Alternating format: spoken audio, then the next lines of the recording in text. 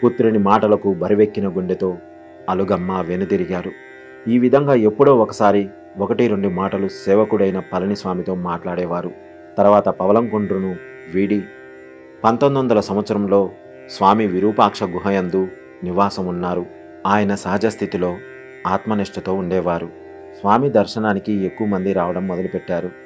దానిలో బాధతో తత్వజ్ఞాన సంపద కోసం వచ్చేవారికి స్వామి సన్నిధిలో శాంతితో మనస్ఫురణతో ఉపశమనం పొందేవారు. స్వామి మౌన సన్నిధిలో అందరికీ ఉపశాంతి లభించేది. వారి సమస్యలకు జవాబు స్ఫురించేది. వారి ఆధ్యాత్మిక సంశయాలు తీరిపోయేవి. స్వామి వేద గ్రంథాలను పరిశీలించినప్పుడు తాను పొందిన అనుభవం గురువే అందులో చెప్పారని స్వామికి తోచేది. స్వామి కోసం వచ్చే భక్తులలో యత్నమ్మలనే ఆమెకు కొడుకు, కూతురు, భర్త వరుసగా మరణించారు. ఆమె స్వామిని దర్శించగానే స్వామి సన్నిధిలో ఎనలేని శాంతి లభించింది. ఆమె స్వామికి ఆహారం తెచ్చిపెట్టే బాధ్యత తీసుకొని శేష జీవితం స్వామి సన్నిధిలోనే గడిపింది.